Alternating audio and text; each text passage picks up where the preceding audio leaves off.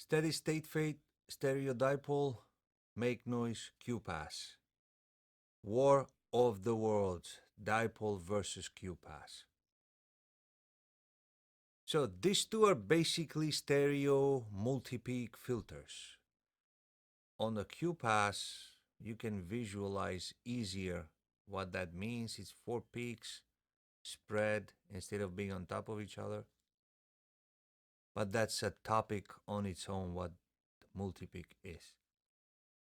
In this video, I'm gonna talk fast just to explain the major differences between the two in implementation, functions, and how things are done between the two.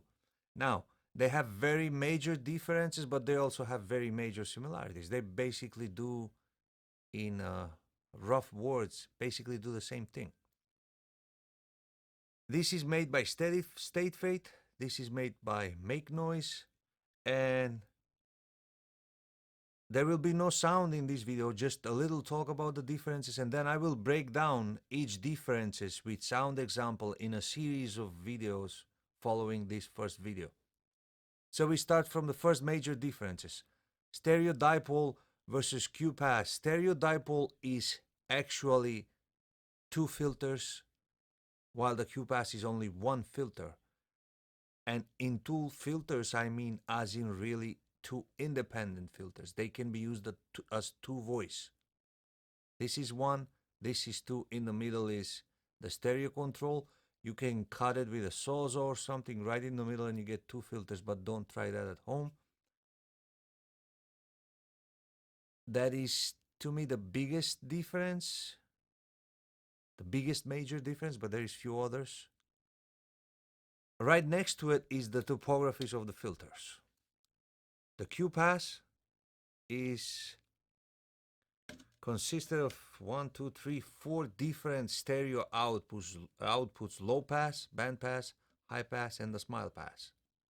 But there are 4 different outputs. You can probably do combinations of certain topographies. If you go left low pass, right band pass, then another high pass, smile pass, whatever you do. While on the dipole, it's a little different. You have a topography per peak, actually. I mean, per output. Low pass, band pass, high pass. And what you can do is, through the dipole A-B out, or to the dipoles A and B outs for stereo, you can have different topographies per output, which means it's 4 filters. Not 4 filters, but 4 outputs. 2 filters, 4 peaks, which is kind of more versatile and more interesting to have it on the fly. You're coming out of one output, but you can choose between the actual topographies of the filter. Next,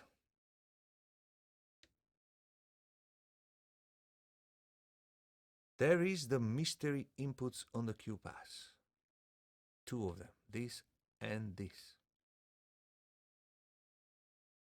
They are mysterious, but not really so mysterious, because if you listen closely, what they do is they're basically decay envelopes, I think. One goes on the top 2 cores, the other one goes on the bottom 2 cores. But the interesting part is that when they receive the CV, they have some kind of threshold that controls above a certain threshold or voltage, the attack is faster, and then when the voltage goes lower, the attacks become smoother and slower.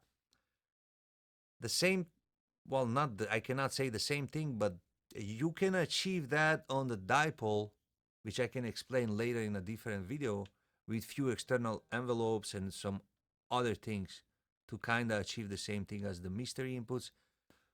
They are nice to have for people who would know what they are and how to use them, but most people won't even know what they do, probably. Then there is the stereo control on the dipole, which is another difference versus the QPas, but it's not really a difference, since this is 2 independent filters and this is only one single filter. So this is basically a stereo control. It does not have two filters with separate controls and then a stereo to control both of them as it is on the dipole. All the CV inputs for controlling like different parameters are, in my opinion, they're basically the same on both, except the mystery inputs on the QPas, while the dipole has few more maybe because it has a frequency cutoff control, volt per octave, but then the same goes into the stereo where you get also the frequency modulation and the stereo resonance controls plus the volt per octave control on the stereo. Don't forget that this filter also can be run in series or parallel per filter. The other differences are not actually how things are implemented, but what they actually do. And the most major difference of all is self-resonance on the dipole.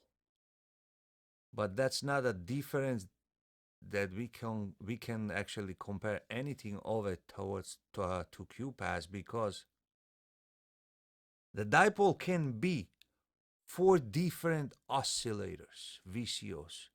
It can be 2 different VCOs, 4 different LFOs, 2 different LFOs.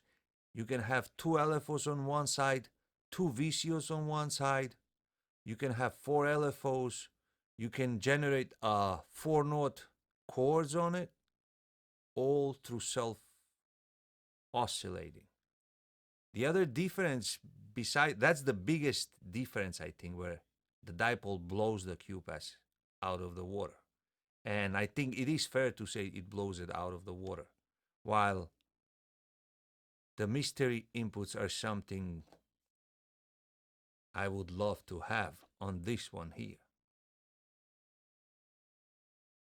The rest of the differences are in sound, which I cannot explain by words, and what I like you don't like, and I don't care what you like, I only care what I like.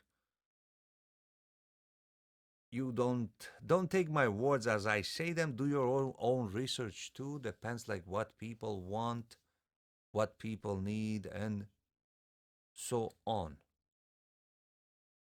As far as sound goes, I will do things in different videos, but one thing to note is the resonance on both. Besides the self-oscillating on the dipole, the QPas to me sounds a little nasal, more like a Foreman filter. The moment you start raising the resonance, it breaks loose a little but sounds nasally, while on the dipole, even with full resonance, it's still clean. They both have the level input control. Well, actually on the QPas is level, while on the dipole is drive. The level on QPas doesn't do anything. What it does is basically just raises, if you can watch on the Mordox data, it just raises the level. I have a saw wave running, the blue one, and that's basically it. If I lower that down and then do the same on the dipole, it's a little different. The dipole actually drives it. Once you go by 12 o'clock, you're gonna start seeing saturation, and it starts to square off the saw wave. I'm not playing any audio as I said, but you can see what it does on the Mordox data, and it sounds amazing. The best part is if you run a square wave into it, the square wave cannot be squared any more than it is, so it just adds some top frequencies to it. It's just amazing. I cannot explain it with words. You gotta see it. So about the two of those, that's basically it. I'm not gonna say this is better or this is better. For me, I have them both. I'm the winner. None of them is the winner because I have them both. And I'm not biased or anything. None of them pays me to do this. I don't do this for a living. I just do it for fun. But in reality, even if one of them paid me, I still wouldn't care. and I will just say whatever is on my mind. Right after this, I will come up with another 2, 3 to 4 probably smaller videos with sounds and some playing and comparison of sound and things and how CV works and the rest of the modular things. Thank you for your time and listening to my blabbering. If you like this video, if you want to watch the other videos, please subscribe and hit the like button or share it. If you did not like this, you can still say something. People who don't like me are also cool too. Thank you very much, and I'll see you in next video.